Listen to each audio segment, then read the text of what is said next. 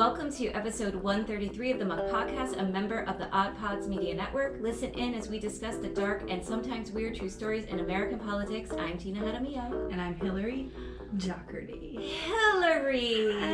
Hi. It's been karaoke voice. It's been so long. Oh my God, isn't it weird? Because you did so much. I feel like we have so much to talk about. And we saw each other last night and you're like, I want to ask you about Boston, but yes. save it for the podcast. Even before when you came in, I was like, this is the episode I'm on Sopranos, and then I started to say something, I'm like, wait, let's save it for the podcast. Everything is content for the podcast at this point. Yes. So yeah, I went to Boston with my kids, and I brought my mom, and it was such a great trip. It looked amazing. What a city. What the a history, city. Right? It's Holy just all shit. history. Yes. It's incredible. And I think we did a great job. I think I did a great job planning, like, all the things that we did. But the most popular, of course, was we went and did whale watching. That looked incredible. It was incredible. And that was my daughter's idea. She's like, I think we can go whale watching there. And I was like, oh. And it was fucking incredible. And they take you, like, I don't know, an hour out. And there's this thing called, I'm not going to remember the name. Are you on like a big boat? It's small boat? Yeah, it's a pretty big boat. You know, it's like medium size, I guess. I don't know. My cat's going crazy, sorry. She's running around. But I guess summertime is the time that they're there. And the wintertime they come down to the Caribbean. And I don't know. It was incredible. There's basically a national park, like a sanctuary underwater. You know what I mean? So like there's an area where boats can't drive through it. Oh, that's amazing. To protect the whales because they were just being destroyed by these ships that were driving through there. Oh, like the manatees down there. Yes, yeah. So they passed a bunch of great laws. But what a state Massachusetts is, by the way. Yeah. You know, our friend Gabriella, I got to see Gabriella. And Gabriella! She listens to the podcast and she said she only listens to the beginning. And I was like, wow, that's Alfredo too. Like, that's the part that people who know us really like. Oh, that's so funny. Yeah. So she was telling me I think right now they have a Republican governor and he fights against pro-lifers. He's for the environment. Like he's a pro-LGBTQ. Like Northern Republican. Which can we get more of those then? That's what I said. I said, wow, that sounds nice. How do we do I wouldn't mind a Republican governor who did that. Yeah, instead of the nut job that we have. Yeah. So it was really fun. I got to see my cousin Amy, who just happened to be in town with her son, which was crazy. So I got to see her too. She lives in Michigan. And it was just a very interesting dynamic because I had my kids and I had my mother, right? So I was the leader. This is how I walk through a city like this. Like, where are we going? What are we doing? And my kids are like slapping each other and like falling into the street and like fucking goofing around. And my mother's like shuffling behind all of us, you know? I mean, she kept up. She kept up, which was incredible. But, like, you know, when you're, I don't know how the length of time you sit with, I know you spend time with your parents, but, like, when I see my mom, it's like, oh, we sit and have a cup of coffee at our house for a couple hours or something. Yeah. To be around her for this length of time, for days. Yeah. I really got to see her, you spend time with her. Yeah. And it's, you know, our parents are aging. Yes. And it's really, really difficult to see. At one point, her hands were like shaking. I'm like, is everything okay? She's like, this is just how it is now. And I was like, oh, God. Like, you know what I mean? The woman had hip surgery last year. She's shuffling through these streets of Boston like a champ. It was incredible. But it was just like at one point she's shuffling like this, and I was like, Mom, stand up straight. I literally just told my daughter the same thing. So it's like, you know, we're getting into those years where we're like parents of our parents. And that's a weird place to be. It's totally fucking weird. It's a weird place But we did the Freedom Trail, which is where you see these like 16 like historic points of history for our country. And I think they stop it. I think we did like 13 on this tour. But I'm like taking notes on my phone. So many stories for this podcast, which I'm going to do one today. Oh! Yeah. I mean, so many incredible stories to do. Yay. You know what I mean? So that was good. Here's another thing. You know, remember at the end of the episode last week I said, listen, we're recording this 2 weeks early, so if something happens, we're not going to be able to, please understand. So 2 weeks ago, I'm like, I love The Sopranos. Paulie Walnuts is my favorite. What the fuck happens? I know. Tony Sirico, is that how you say his name? Sirico. Tony Sirico, who played Paulie Walnuts, dies last week. I was so sad. Like the day before that episode came out. I know. I was so sad. I'm texting you on your trip. Yeah. She's like, I don't want to be the bearer of bad news on your fun vacation, but Paulie Walnuts died. And there's like all these cry faces. I'm like, no. I was so sad. I don't know why I was so sad about it, but I was. And it was so funny that the episode, because we're sort of almost in the same spot now in Sopranos on my rewatch and your rewatch. Mm-hmm. And the next, I was like, I gotta watch it tonight. And the next episode was when he's released from jail. Oh my god! And he comes home, he's like, "What do you hear? What do you say?" Yeah. And I'm like, "Oh, like what about the song they play for him in the strip club?" And it was like all about him. And I was like, "Oh, it's really kind of fitting that was like the episode for me." He is an incredible actor in this show. He's so fun. His death stares. Like, yeah, and is the mother on the show his mother? No. Because she doesn't seem like an actress, but they also look alike. And I was like, maybe this is his real mom. No. She's so good. She's incredible at the old folks' home and the women who don't. Oh my god, that one lady. Be nice. Yeah. And I was telling you last night that the lady at the old folks' home was talking to him about the things the mother. She doesn't put her teeth in. He's like, this is not good. This is not good. And then she goes, and she's a tattletale. He was like, what? Like he fucking doesn't like that at all.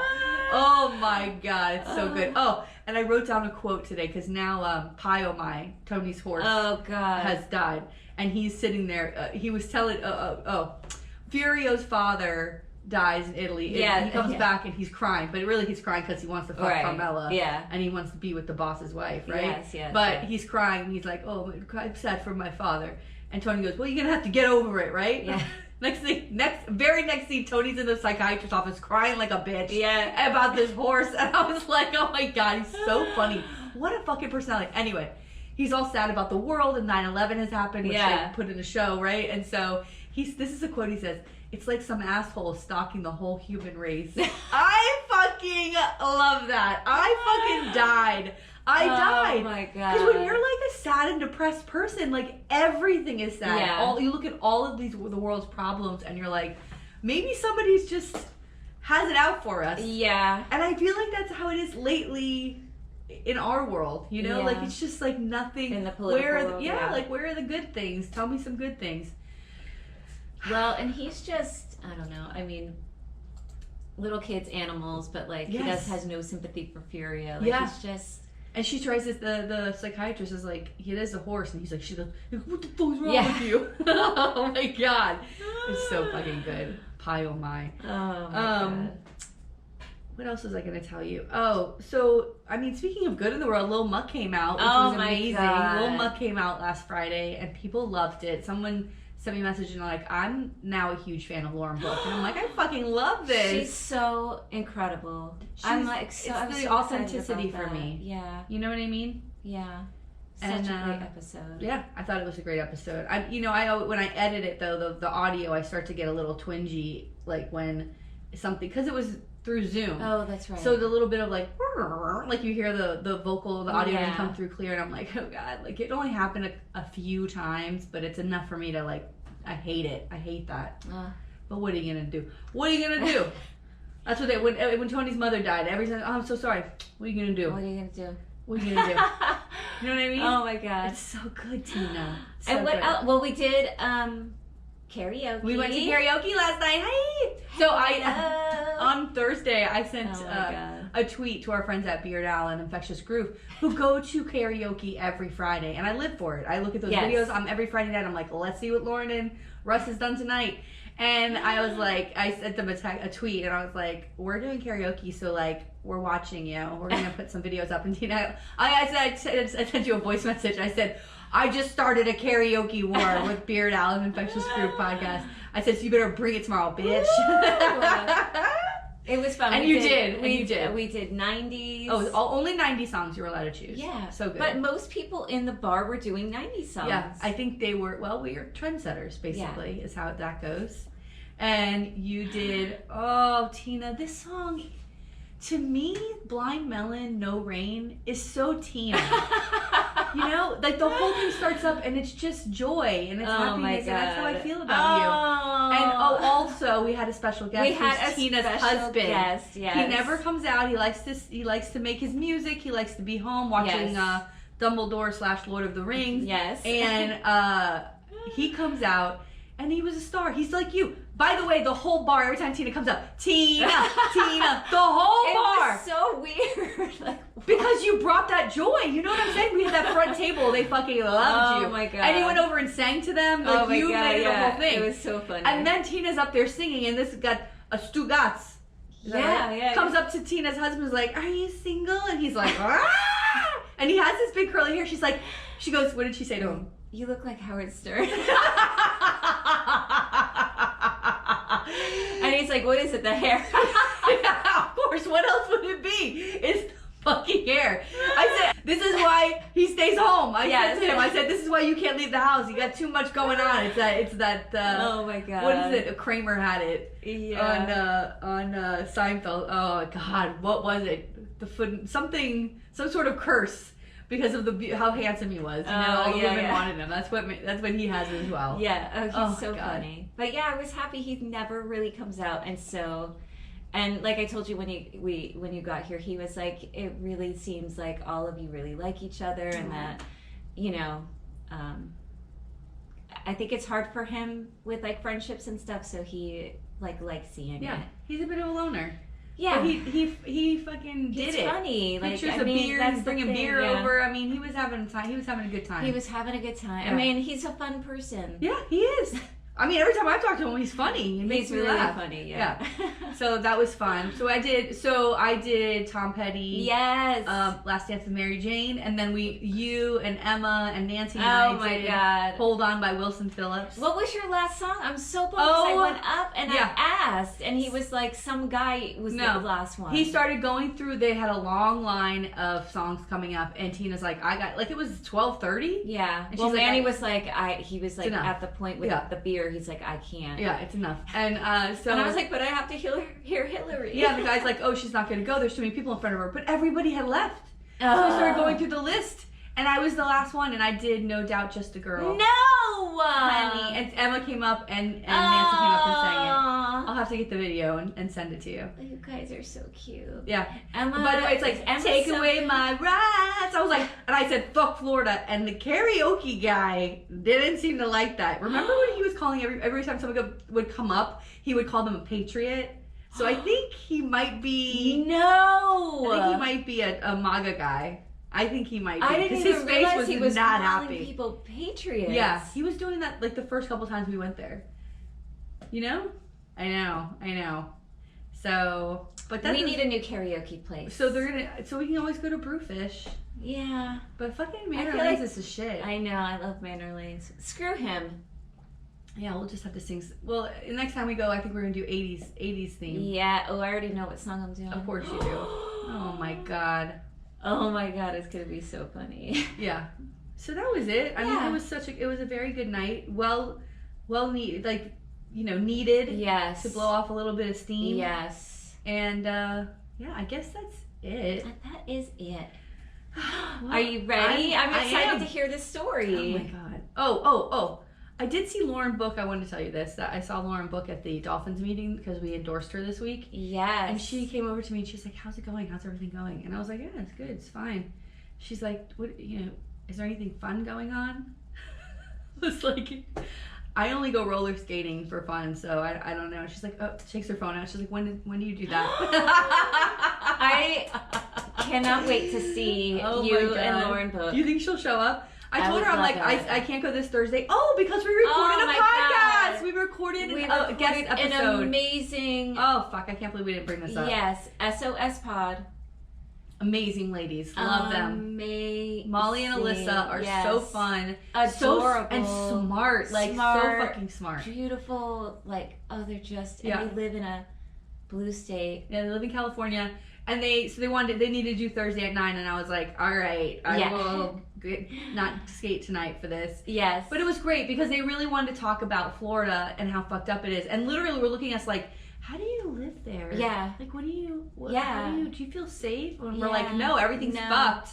Everything. I said, I wish. They're like, where do you find hope? I'm like, well, I gotta tell you, it's hard. Don't have a lot of it. Yeah, like it's really fucked up. Yeah, and that comes out August 1st. Yes, so we'll share that. And please listen to their podcast. They cover all sorts of lovely things that are important. Yeah. They said they had a whole Don't Say Gay episode, and on their YouTube it was like Troll Central. She's like, that's okay, make us viral. I'm like, please let us go viral with some fucking dragging trolls. I would love it. I would love it. It's wild. I know. All right, so my story today is very mucky, but it's mucky for like, not like a scandal or a certain politician, but definitely because of the sticky situation of what it is. So today I am covering, because of Boston, and I heard this story there, the Great Molasses Flood. Oh my god. Do you know this? I do know this. Oh my gosh. Incredible. Also, I'd like to tell you that we spent a great deal of time in the North End, which is like their little Italy. Amazing food, amazing people. I mean, we waited my mom was out of her mind, but it was 20 minutes for a table and had some of the best food I've ever had in my fucking life. Wow. You brought the little limoncello over at the end. You know, it was very, very amazing. It was very like authentic. Yes. Oh, so fucking good, Tina. I need to go. Let's go. Okay, so the Great Molasses Flood, also known as the Boston Molasses Disaster, occurred on January 15th, 1919 in the North End neighborhood of Boston, Massachusetts. So molasses can be, we're going to talk a little bit about the flood, and then we'll get into like how this happened and the aftermath and everything. So molasses can be fermented to produce ethanol, the active ingredient in alcoholic beverages and a key component in ammunitions. Oh. The disaster occurred at the Purity Distilling Company facility at 529 Commercial Street near Keeney Square. A considerable amount of molasses had been stored there by the company, which used the Harborside Commercial Street tank to offload molasses from ships and store it for later transfer to by pipeline to the Purity ethanol plant situated between Willow Street and Evertees Way in Cambridge. Okay. So basically it's in this giant tank when they come off the boat. You know, it's what they put it in this giant tank, right? And then they're storing that tank. Yeah. So the molasses tank stood 50 feet tall and 90 feet in diameter and contained as much as 2.3 million gallons of molasses. On January 15th, 1919... What do you do with all that molasses? Yeah. I mean, I know you're selling it, but like... Yeah. Temperatures in Boston had risen above 40 degrees Fahrenheit, climbing rapidly with the frigid temperatures of the preceding days, and the previous day, a ship had delivered a fresh load of molasses, which had been warmed to reduce its consistency for transfer. So when it's warm, it's more pliable. Do you know what I mean? Like it's not thick. Okay. It's like a syrup. Oh, okay. You know what I mean? When it's warm. So they warm it and cool it. It's easier to transfer it that way? To pour it. Because otherwise it's thick and it's sticky, right? Yeah. So possibly due to the thermal expansion of the older, colder molasses already inside the tank tank burst open and collapsed at approximately 12:30 p.m. So the middle of the day in this busy neighborhood, this fucking tank burst, right? Witnesses reported that they felt the ground shake and heard a roar as it collapsed, a long rumble similar to the passing of an elevated train. Others reported a tremendous crashing, a deep growling, a thunderclap-like bang, and a sound like machine gun as the rivets shot out of the tank. So the things that's holding all the panels together was like, like, could you imagine being next to that? Oh my god. It'd be like a bullet hits you. I can't do bad luck. Yeah, that's scary. Whew. The density of the molasses is about 1.4 tons per cubic meter, 40% more dense than water, resulting in the molasses having a great deal of potential energy, like moving. Oh my god, so it's like a tidal wave of molasses. Yes, listen to this. The collapse translated this energy into a wave of molasses 25 feet high at its peak, moving at 35 miles per hour. 25 feet high. Like, that's 2 stories. Did people get buried under this molasses? Oh, Tina, please, over here. Of course. What do you mean? Yes. 35 miles an hour, you can't run past No, them. it's 12:30 Oh my god, and there's cars. Oh my god. Like, it's a whole thing. It's the middle of the day. People are out, you know? Oh my god. The wave was of sufficient force to drive steel panels of the burst tank against the girders of the adjacent Boston Elevated Railway's Atlantic Avenue structure and tip a streetcar momentarily off the L's tracks, right? So not only did like those rivets come out, but the panels burst out, which are huge steel panels. This is so scary. I know. Several blocks were flooded to a depth of 2 to 3 feet. God. Witness Stephen Puello quotes a Boston Post report. Okay, that's what he said. Molasses waist deep covered the street and swirled and bubbled around the wreckage. Here and there struggled a form. Whether it was an animal or a human being was impossible to tell. Only an upheaval, a thrashing about in the sticky mass, showing where any life was. Horses died like so many flies on sticky fly paper. Oh my God. The more they struggled, the deeper in the mess they were ensnared. Human beings, men and women, suffered likewise. End quote. And it's so sticky. Yeah, and what do? Right? You do this. You're trying to get out, but it only made it worse. It made you like get deeper into it. Oh my god. Because when you watch these movies and it's like a 007 or something, they know how to react in these moments. But regular humans are just struggling. Of course, you're just panicked. You're panicked. Of course. The Boston Globe reported that people were, quote, picked up by a rush of air and hurled many feet, end quote. Others had debris hurled at them from the rush of the sweet-smelling air. So, of course, like you said, cars are flying, things are flying, and it's like a tornado, basically, right? But of molasses. Yeah, but it's throwing shit out. It's insane. I know. A truck was picked up and hurled into the Boston Harbor. After the initial wave, the molasses became very thick, exasperated by the cold temperatures, trapping them caught in the wave and making it even more difficult to rescue them. Because remember, when it's hot, it's loose. It's like a syrup. Yeah. But when it gets cold, it's like... and it's cold outside. Shit. About 150 people were injured, and 21 people and several horses were killed. Oh, my God. Including, children. There was, a 10-year-old boy. Oh, no. God. Some were crushed. I can't imagine, how scary and suffocating, because at least with water you can try to push yourself out, you know, get yourself to the surface, but you're under something that's heavy and weighted, and then you're swallowing it yes oh, that happened. I think there's one in here about a little boy who was in this thing and he had swallowed all of this molasses. It was a fucking nightmare. Some were crushed and drowned by the molasses or by the debris that it carried within. Edwards Park wrote of one child's experience in a 1983 article for Smithsonian, quote, Anthony DeStasio, walking homeward with his sisters from the Michelangelo School, was picked up by the wave and carried, tumbling on its crest, almost as though he was surfing. Then he grounded, and the molasses rolled him like a pebble as the wave diminished. He heard his mother call his name and couldn't answer. His throat was so clogged with the smothering goo. He passed out, and then he opened his eyes to find 3 of his 4 sisters staring at him. So he survived, but he was in the fucking wave. Oh my God. I mean, do you ever walk into a breakfast place again? You know what I mean? Yeah. You see, you know what I mean? Yeah. Somewhere you go to any diner, they're I gotta get the fuck out. Get the fuck out of here. It's so traumatizing. God, what are you gonna do? So several factors might have contributed to the disaster. The first factor is the belief that the tank may have leaked from the very first day that it was filled in the year 1915. So this is we'll get into the lack of safety and regulations, which I think kind of ties into our podcast, right? Yeah, of course. The tank was also constructed poorly and tested insufficiently, and carbon dioxide production might have raised the internal pressure due to fermentation in the tank. Warmer weather the previous day would have assisted in building this pressure as the air temperature rose from 2 to 41 degrees, right? So it starts to get warmer and quickly, right? The failure occurred when a manhole cover near the base of the tank and a fatigue crack there possibly grew to the point of breakage. The tank had been filled to capacity only 8 times since it was built a few years previously, putting the walls under an intermittent cyclical load, right? So it wasn't always full. It was just constantly... And they're just reusing it. And then is there old molasses that's always in there? Yeah, of course. And it wasn't built right, and the metal they used wasn't good. We'll get into all of this just doesn't even sound the recipe for disaster. Yeah. Several authors say... That cat. Several authors say that the Purity Distilling Company was trying to outrace prohibition as the 18th Amendment was ratified the next day, January 6, 1919, and took effect 1 year later. Remember, they used this to make alcohol. So one of the uses is to use alcohol. So they're trying to rush something through. Yeah. An inquiry after the disaster revealed that Arthur Gell, USIA's treasurer, neglected basic safety tests while overseeing construction of the tank, such as filling it with water to check for leaks, and ignored warning signs such as groaning noises each time the tank was filled.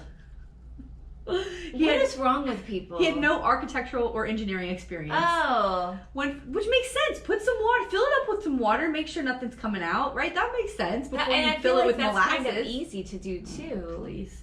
When filled with molasses, the tank leaked so badly that it was painted brown to hide the leakage. Local residents collected... well, now this is deliberate now. Yeah. This is deliberate. They can't say, I wasn't sure. Right. You're changing the color of the stupid tank. Yeah. Wow. Yeah. Lawsuits. Local residents collected leaked molasses for their homes, so they'd go up to the tank where it was coming out and they'd No!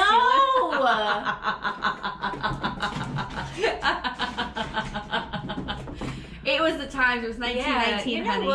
What? Get yourself some free molasses. Yeah, just get it. It's fine. Who cares? I do like molasses. I don't know the last time I had. Is it in gingerbread cookies? Like, where do they use molasses? I think so. I don't know. We had it in the house, but I don't know what they use it for. It's different than syrup. Like syrup is like a sweeter. Yeah. I don't know, but I think in like ginger, they use it in some kind of cookie. But it has been a very long time. Like I think my mom maybe had it in the house for like baking or something. Yeah, that's what I know. We had it. I don't know what the hell they used it for. Yeah, I don't know. I can't imagine like pouring it on like a pancake. No, it's not. No. A 2014 investigation applied modern engineering analysis and found that the steel was half as thick as it should have been for a tank of its size, even with the lower standards they had at the time. Another issue was that the steel lacked manganese and was made more brittle as a result. So, they didn't even use the right material. The tank's rivets were probably because it was cheaper. Yeah. The tank's rivets were also apparently flawed. The cracks first formed at the rivet holes. In 2016, a team of scientists and students at Harvard University conducted extensive studies of the disaster, gathering data from many sources, including 1919 newspaper articles, old maps, and weather reports. Oh, that's cool. Yeah. The student researchers also studied the behavior of cold corn syrup flooding a scale model of the affected neighborhood. The researchers concluded that the reports of the high speed of the flood were credible. Because sometimes you're like, who knows? Yeah. There's no way it was like that high or that fast. Yeah. 2 days before the disaster, warmer molasses had been added to the tank, reducing the viscosity of the fluid, which means the thick and thin of the fluid. When the tank collapsed, the fluid cooled quickly as it spread until it reached Boston's winter evening temperatures, and it got thicker as it moved, like we talked about. How the hell did they clean this up? Like, how do you clean up streets of molasses? I got that in here. The Harvard study, so this is what's from the Harvard study. So the Harvard study concluded that the molasses cooled and thickened quickly as it rushed through the streets, hampering efforts to free victims before they suffocated. Wow, so they made like a scale? Of the neighborhood. That's like so cool. Like that's their little experiment. Like we're going to model this to scale. We're going to do all of the different like temperatures it's really cool. Here's the other thing about that the north end, because we walked around the neighborhood. First of all, the first Catholic church is built there by Italian immigrants. Like, it's such a fucking beautiful church. But also it reminded me of Italy, where outside people's houses, like when they constructed these buildings, the Italians in the neighborhood, they put these I don't know what to call it. It's almost like oh my god, an altar kind of, but it's like they put it in the wall like this, right? Outside of the house, so they could put a statue of Mary in there. Like that's how they have that in Italy too. But like outside people's houses, they have all these little. I love that. I know. It's very, Let's move to Boston. Oh God, please. I'm telling you, I don't know what we're doing here. I don't know what we're doing here. I really don't know either. Get the fuck out of here. Damn it. So, aftermath. First to the scene were 116 cadets under the direction of Lieutenant Commander H.J. Copeland from the USS Nantucket, a training ship of the Massachusetts Nautical School that was docked nearby at the playground pier. God. The cadets ran several blocks toward the accident and entered into the knee-deep flood of molasses to pull out the survivors, while others worked to keep curious onlookers from getting in the way of rescuers. I mean, people! The freaking neck, what's it called? Rubbernecking. Get out of here. Get out. The cadets, sorry about that. The Boston Police, Red Cross, Army, and Navy personnel soon arrived. Some nurses from the Red Cross dived into the molasses while others tended to the injured, keeping them warm and feeding the exhausted workers. Many of these people worked through the night, and the injured were so numerous that the doctors and surgeons set up a makeshift hospital in a nearby building. My God. Rescuers found it difficult to make their way through the syrup to help the victims, and 4 days elapsed before they stopped searching. Many of the dead were so glazed over in molasses they were hard to recognize. Oh my God. I know. Oh, it's like they're stuck in amber. Yeah, yes. Jurassic Park. Yes. Oh, but it's so creepy. That must be so creepy. That had to be my God. so creepy to like look at them. Oh my, like, you know, because they're like how are they? Yeah. Ugh. Other victims were swept into Boston Harbor and were found 3 to 4 months after the disaster. What? In the wake of the accident, 119 residents brought a class action lawsuit against the United States Industrial Alcohol Company, USIA, which had bought Purity Distilling in 1917. It was one of the first class action suits in Massachusetts, and it is considered a milestone in paving the way for modern corporate regulation. The company claimed that the tank had been blown up by anarchists. Oh my! Because some of the alcohol produced going to be used to make ammunition. Oh my God! I love that sounds familiar. Let's just blame everybody else. Oh, yeah, January 6th was Antifa, right? All right. Okay. Oh, it's so good. Some things never change. They never change. But a court-appointed auditor found USIA responsible after 3 years of hearings, and the company ultimately paid out $628,000 in damages, which in today would be $9.82 million. Wow. Relatives of those killed reportedly received $7,000 per victim, equivalent to $109,000 in 2021. Not enough, by the way. Enough. Cleanup crews used salt water from a fireboat to wash away the molasses and sand to absorb it, and the harbor was brown with molasses until summer.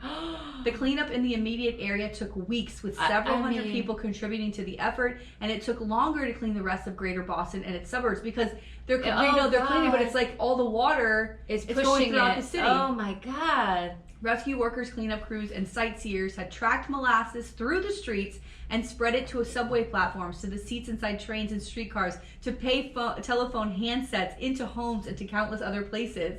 Because so it's just everywhere. It's everywhere. It's just so weird. It's just like I can't imagine it. I know. You know? It was reported that, quote, everything that a Bostonian touched was sticky, end quote. I love that so much. The United States Industrial Alcohol Company did not rebuild the tank. The property formerly occupied by the Molasses tank and the North End Paving Company became a yard for the Boston Elevated Railway. It is now the site of a city-owned recreational complex, officially named Langone Park, featuring a Little League baseball field, a playground, and bocce courts.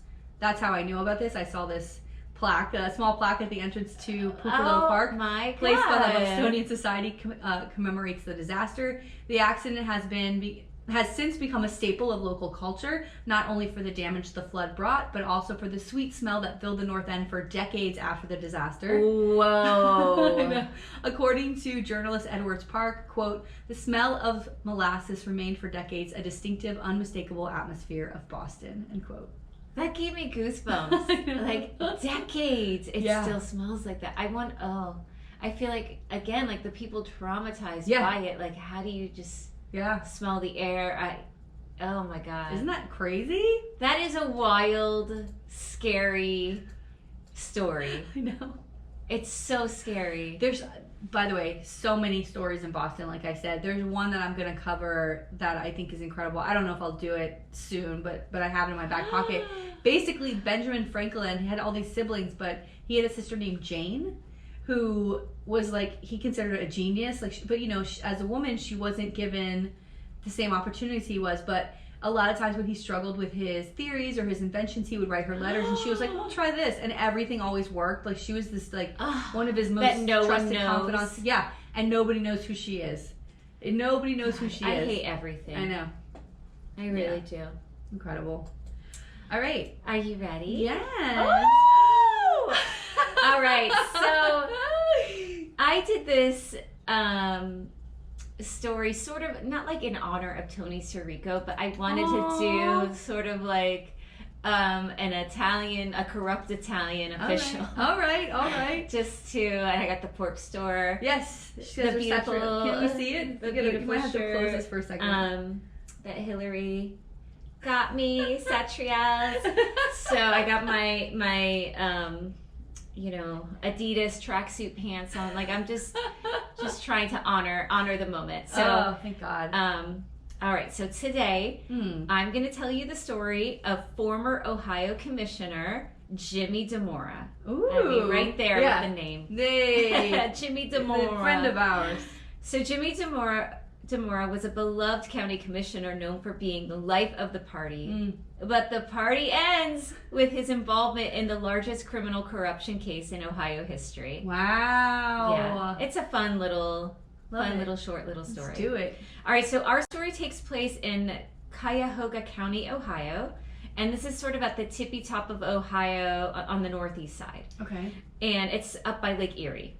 And Cleveland is the largest city in that county. And shout out to From the Middle. Our buddies are in Ohio, aren't they? Hi. All right, so I found this, a lot of this I got from Cleveland Magazine. There was a great article and several articles, but there was this one article all about his background. And I'm really just paraphrasing it. Go to the sources because it's so much detail about really his personality. You get the sense of what kind of guy this was. So they they said that there were two versions of how Jimmy Dimora got his start in politics. Okay. And one is like this, I don't want to say like a mythical birth, but one is like this sort of like, it almost sounds like a made-up story. You know what I mean? Yeah. Like this thing like that pushes him into the politics. So the first was that he was sweeping floors for City Hall as a teen and wanted to get involved in politics, and he was, around because he was there. The second is the funny one, and this one has Dimora working at a plant as a wastewater operator in 1973 as a teenager. He's like 18 years old. And one day he's leaving work late, and at that time, the city had this policy to dim the lights to save energy because it was like an energy crisis was going on at the time. Okay. So they couldn't have like all the lights going, so we're going to dim the lights. So because the lights are dim, he is walking along and he can't see too well, and he falls into a sewage vat. No! Which is disgusting, right? Like, imagine. Yeah, imagine that going in your mouth. Forget molasses. I'd rather have molasses. You know what I'm saying? So he's in there and he's slipping and he's sliding in the vat. He's trying to hold on. He's trying not to drown. And I mean, and people shit. Like, it's disgusting. Oh my God. And he makes his way out, right? And he limps to the mayor's office to bitch out about the lights, like you gotta have the lights on. This is why covered it fell. In shit, like, man. Look at me and how it's dangerous. Yeah. And then Mayor Lucille Reed tells him basically, if you don't like how things are, why don't you run for mayor then? Oh. And he's like, okay, and he a good story. Like that's sort of the thing they say, like that got him in, which is a kind of fun story. So 4 years later, in 1977, he runs for city council and he wins. So he starts off on the city council. Later, he ran to unseat that lady. Oh my gosh. But he loses. And in 1981, when she is retiring, he runs for the mayor's position and he wins. And he served as mayor from when he was young, from when he was 26 years old. Wow. And he was, remember, already serving on the council. So he was like, in his early 20s when he's involved in politics. That's amazing. And it went until he was 43. Then in 1998, there was a couple of years where he had run for the county commission. He didn't get it. But then in 1998, he runs again, and he ends up now on the county commission. So that's really where, this story takes place as his time as a county commissioner. So, but please go read the article because it gives a lot of fun background about this guy. Really, he's brass. He's like this Italian, loud guy. And it's like, oh, what do you need? Well, I'll help you out. Whatever you want, whatever, and he makes things happen kind of guy. Oh, I like this. Yeah. And he also tackled issues that constituents wanted him to tackle, and he would go in and do it. And if he set his mind to something, it was going to happen. That's the type of guy he was. So we're going to jump ahead now to 2008. Oh my God. The FBI and the IRS raids Dimora's office. Uh-oh. And then this is everything comes out in the open. So essentially he, like so many other people before him, and like so many on The Sopranos, participated in a pay-to-play scheme that swindled not only the government, but ends up like lining his pockets. Oh man. So in the end, it was the wiretapping that did him in. The feds were investigating him from 2008, and they really like make their big move on him like after they've gathered all the evidence, like in 2010. So they spend 2 years, like they raided his office. That's a long time. They're wiretapping, they got his phones, they got everything. They got it all. So they had a lot of time to like build their case. So let's get to my favorite part. What did he spend the money on? Yes. So according to Cleveland Magazine, he was given money to pay for casino trips, $1,000 dinners, strippers, sex workers, backyard renovation. Cleveland.com reported that he took about $451,801 in bribes and favors over the years. Oh my God. That's a lot. $451,000. Yeah. So the site also reported in another article that not only did he pay for sex workers, but he also had sex with women who wanted like jobs or who wanted things. No! Yes. No! What a fucking scumbag! Yes. He got free appliances. He got limo rides. He got a summer's worth of like takeout food like delivered to him. Signed sports jerseys, tickets to baseball games, patio furniture, barbecues. It just like it went on and on. Like anything that he could get and make a deal with, like that. Yeah. What can you give me? And this does remind me of The Sopranos when he's like, "What's going on with the washing machines? What's going on? Like whatever's falling off the truck." You're all interested in it. Yes. And another report noted that in one of the surveillance calls, he was talking to someone and he thought, like, he basically was saying, like, this can go on forever. Like, we can just keep doing this. In what universe do you think that that's a thing? That someone isn't going to, like, rat you out, or they're going to go, wow, look at this house he has, or look at all this, you know. Like, but it's so fucking risky, and they just think they're never going to get caught because they've been doing it for so long that they just think nothing's ever going to happen to them. $451,000. And it's the fuck? Because it's little things at a time. You know what I mean? It's not like someone's just handing him $400,000 cash. It's like this little thing, this little thing, this little thing, and then all of these other favors and Wow. So he would offer up contracts to contractors in exchange for those trips, the women, the money, and more. And at one time, even a county engineer hooked him up with sex workers and limo rides for his family in exchange for a new office location. So like they were, having to relocate.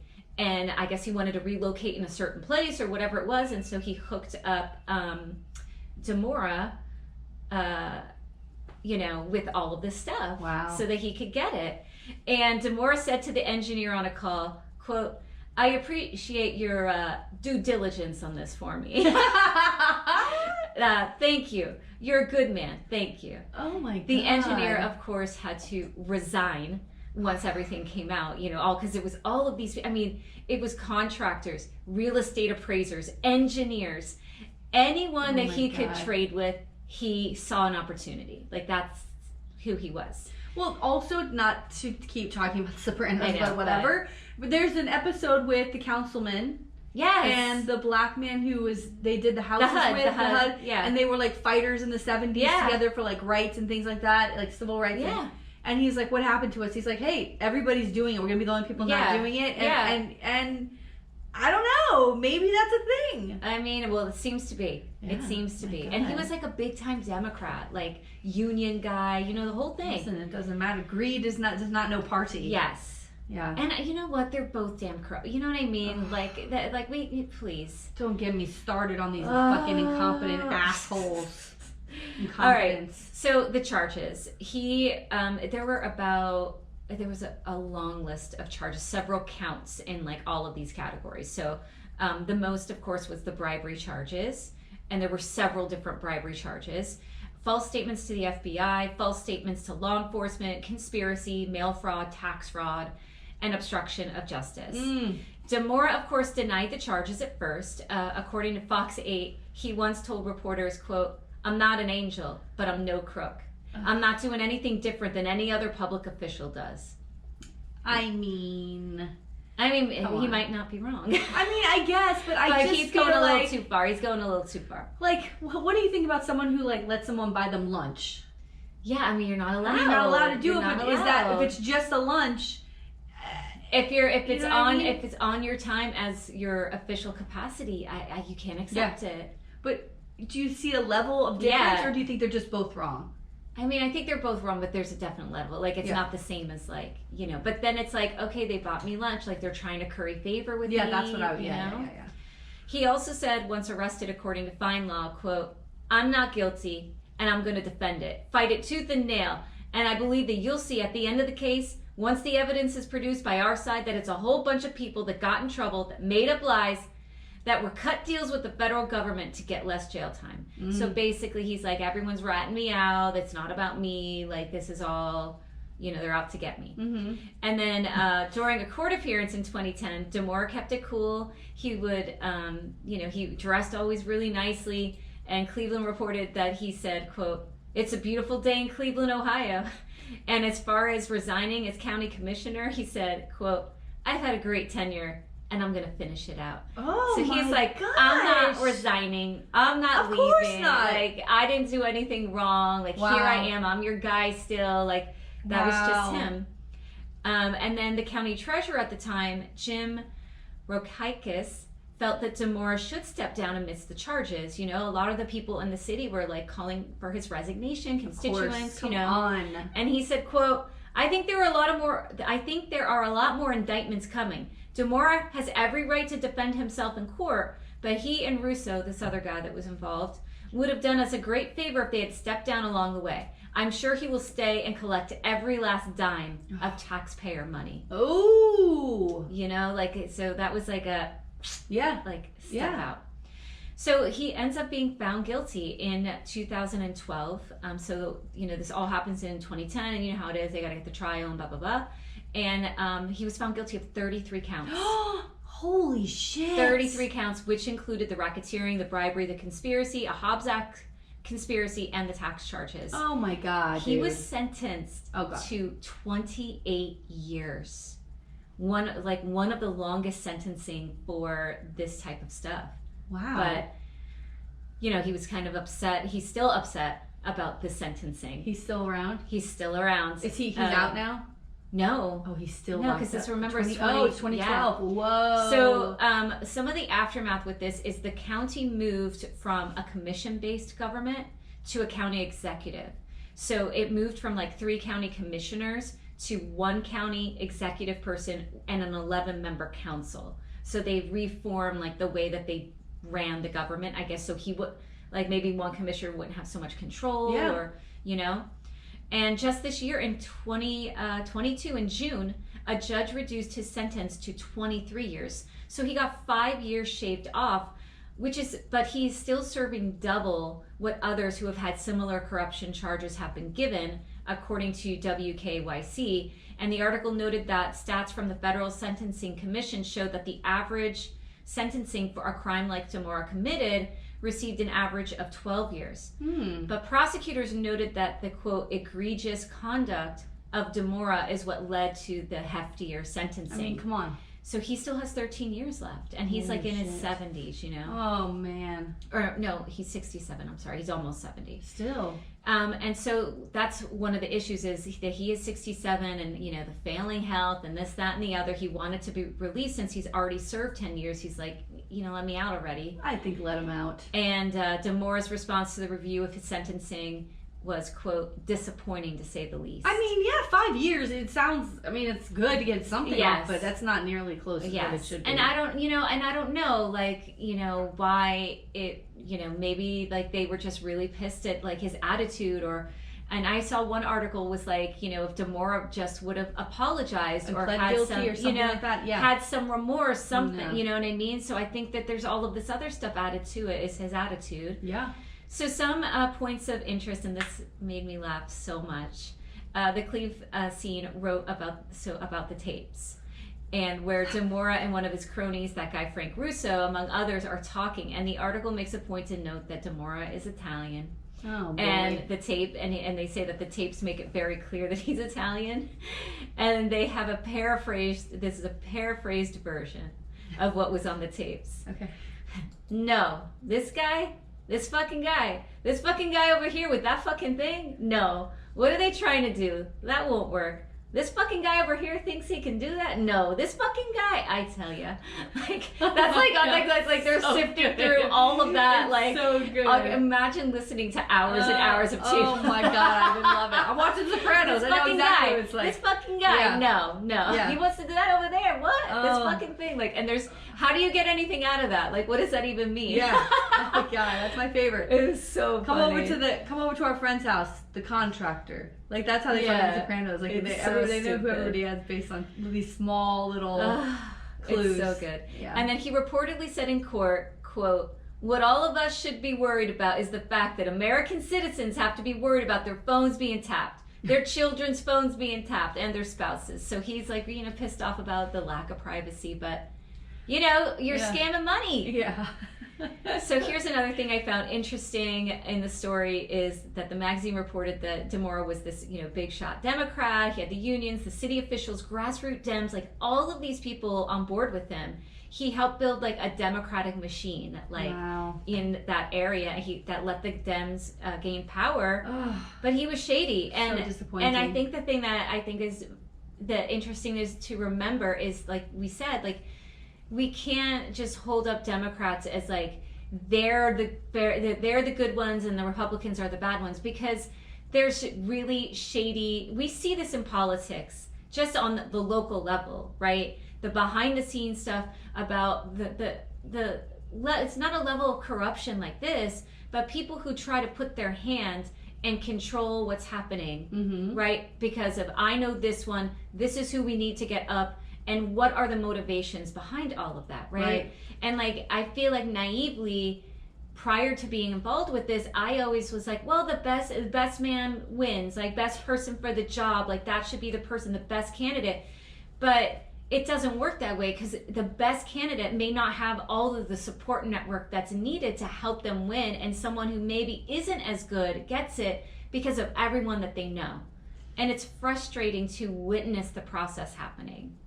Or people who are in a position to endorse or give somebody that sort of like that power to highlight them, yes, and because they're friends or whatever other reason, and it's not the best person for the job, it's just for their own personal reasons, right? That's fucked up too, right? And it's like like, who's gonna play ball with us, right? Like, and it's so interesting, like this aspect of politics that I never knew until it's fucking gross. We've like been involved and see like people trying to run campaigns and like the stuff that they have to do. That story we heard this week, we're not going to repeat, but the story we heard this week when we went out is fucking insane. And it's not okay, because what happens is a large organization endorses someone who should not have that endorsement, right? And the other people weren't even given a fair shot at getting that endorsement, and that endorsement holds weight. Yes. And if that person gets sent to Tallahassee, it's fucked up, because it's not the best person for the job. And aren't we supposed to be sending our best people who are going to fight for us? And aren't we supposed to have a fair process? Yeah. So it's screwed all around. You know what I mean? Like, it's what are you gonna do? What are you gonna do? Oh my God. So that's it. Well, that was a good story. I can't believe you did. Are we disparaging this Italian? I mean, I don't like this, Dina. What are you doing? Listen, I thought you were a friend of ours. Well, he could be like and I can't stand him, Melfi's husband. Oh my God, so I can't stand him either. That's the Wonder Bread Wop. Dude, there's so many things that I fucking forgot about the show. One, that Melfi gets raped. Yeah. Oh. That's fucking. And then she goes to that restaurant he's employed. Oh my God. And then when I was watching, I was like, I forgot. I remembered that she told Tony and that he did something about it, but that's not what happened at all. Which was good. Yeah. I like that. No, yeah. Because then she would be tied. Yeah. Forever. I forgot about. That scene is so hard to watch. Oh my God. It's so hard to watch. I gotta tell you, I think I fast forwarded through it. Especially afterwards, they fucked up the chain of evidence, and he doesn't get tried. And her son comes in, and then he's on the phone. He's like, Rossi, and she's like, yeah, oh God, yes, what the fuck, yes. It's like, shut up already. What a dick. The Meadow turn. When Meadow turns after Jackie's killed, and she's like, "I'm going to Europe." Jackie Jr. She's like, "I'm going to Europe," and he screams at her face. That scene between Tony and Meadow is incredible. So good. Where he's like, "You got something to say to me?" Yeah, like, and that she's was like fucking awesome, like crying. Yeah, and she goes right back to school because she wants to blame him. Yeah, and he's like, "You think I didn't do everything?" Oh, it's such a good scene. So good. And then she goes back to school, and now when you see her, it's changed. You know, she's volunteering at she's not as like rolling her eyes kind of girl. She's like she's grown up, mature. You can see it. She's grown Anthony up. Jr. is fucking adorable. He's so fucking cute. I know. And he passes out. Oh, the scene. He passes out in that military uniform, and then Tony's the next scene. He's a psychiatrist and he's crying. I fucking cried so much because he's thinking about his son who's got this thing. He's got this thing, and it happened at school. And remember, we saw that, but the parents didn't know. Carmela's haircut is the fucking best. She cuts that hair. I've been dying because I was watching it throughout the first season. It's like so. Yeah, I was like, enough with this fucking hair already. Then she gets that beautiful haircut. And he's like, I thought we were going to talk about... Yeah, I thought you were going to talk to me before you did something to your hair. Can you imagine this? And she's stolen that money out of the bird feed. She's so good. Yeah, and he knows, right? Because he's looking at her at last scene in that episode. She's like, can I help you with something? Yeah. Oh, so good. So good. What a fuck. Because he can't say anything, right? Because he'd have to... Yeah. Come on. His own wife is stealing money from him? Like, that's not... Well, plus, like... He's telling her like they you know, he's not dating anybody like that. Well, part? No, but like with the money, like he's hiding that from her right. She's like, I want money for this, and he's like, things are tight, whatever it is, and so if he says it, then she's gonna be, oh, you have money, you know, like what? Meanwhile, he bought a horse. Fucking pie oh my. My God, that scene though with Meadow, I like the scene when she's in the kitchen with the two girls, and she's like a little loyalty. Like, it's like, and that's where you see, like, she knows what her dad is doing, right? And but she's gonna protect the family. Yeah, yep. She's gonna protect the family. Where that other girl who grew up in that same thing, right? Jackie's sister is like, you know. Well, her brother died. Yeah. You know, and she knows it's not true. You know. Yeah. Come on. Oh my God, so fucking good, so good. I fucking love it. That's what I'm going to go home and do. I'm going to put ice on my neck. Oh, yeah. And I'm going to lay down and just watch Sopranos. Oh, my God. And sleep. That's what I'm going to do. I'm going to sleep. Watch Sopranos. Doesn't that sound so good? It does. You know, I'm old. I saw this great thing I put up on my Instagram stories. It's like, I'm at the age where I can send a text at 10:19 and be asleep by 10:19:34. Like 34 seconds later, I'm out. Like, that's true. Yes. I will pass the fuck out. Yes. At any time, any place. I just lay down. If I come home and I'm like, I'm going to go running when I get home tonight. If I come home and I lay on my bed just to look like Instagram, I pass out. I'm like, well, I'm not going running tonight. Oh my God. I love just napping is my favorite thing. Napping's fun. I feel napping's good. That's what I'm going to do. I don't think I went to bed till like 2 o'clock in the morning. Oh my God. Yeah, I've had no sleep. Ooh. But that was worth it because karaoke was so fucking fun. It was so great. Everybody is... Justin singing is amazing. Oh my God, Nancy's got a beautiful voice. Emma has like such a beautiful voice. Incredible. Some woman sang opera, which I mean, all right. Can you please? No. Can you please? No, nobody wants to hear that at karaoke. No, or death metal. Can we stop with the screaming in the microphone? Like that little dude. Somebody. What in the fuck? He's there every time we go. Like, here's how it goes. We're so annoyed by anybody but one of us. Yes. One of us gets up, we all kind of move to the front, and we support. Yes. And then somebody else goes up, and we're like, how much fucking longer? I know. Like isn't this our karaoke? Well, yeah, but every once in a while there's someone we're like, oh, that's a good song, or they did. Yeah. My favorite, though, was there's this guy who, I don't know if it was deliberate or not, who was off beat, off measure every single time. Like, it was just like whatever... You know, he could not sing it in the time that the lyrics are supposed to come for every song that he did. And I said, is this his shtick? Like, is this like what he does? Or is he legitimately doesn't know how to read the screen and he's there every time? Listen, there's an etiquette to karaoke that I there's unwritten rules. Yes. One of it is stop with the fucking sad songs. Like, please, don't, you know, everybody's excited. They're singing along with the song. Everybody party in the USA like those guys did that were so awesome. Like, that's fun. And the next thing you know, it's like, like, oh, fuck, give me another drink. I gotta get through this fucking next song. You don't do a long song. Yes, fuck Keep off. Your song 4 minutes and under. Please. If it's longer than 4 minutes, no. There's other people. There's a line of 100 people. Yeah, and if it's longer than 4 minutes, you better put on a fucking show. I want to see goddamn fireworks coming out of your ass. Oh, goodness gracious. This is unbelievable. It's very upsetting. Yes. It is. I don't even know. It is ridiculous. Karaoke just brings everybody together. The whole room is just a mishmash. That's the other thing. Like, gays walked in and Alfredo goes, the gays are here. I'm like, yay! Like, that's good. Yeah. Because you got the rednecks, you got the gays, you got us. Was such a mix of lesbians. people. There was lesbians there over in the one corner playing pool. There's people with their dogs. Room. Like it. What? How many fucking dogs were there? It was crazy. It was just the weird. It's only at Manor Lanes can that happen. Which is it's in Wilton Manors, which is this tiny little city inside of Fort Lauderdale. Yes. And which is where I grew up. I grew up in Wilton Manors. I used to go walk to the bowling alley and eat French fries and drink sodas with my friends. It was the fucking best. So I got fries last night. Like at the end of the night, I had a tray of fries for everybody, and they taste exactly like they did when I was in middle school. That's so the best. fucking good. God damn it, French fries. That actually sounds good. Doesn't Maybe it? I'll do French fries today. I feel like it's a good after karaoke. Yes. All right. Oh, well, I guess I'll see you next week. Yes. Bye. Bye.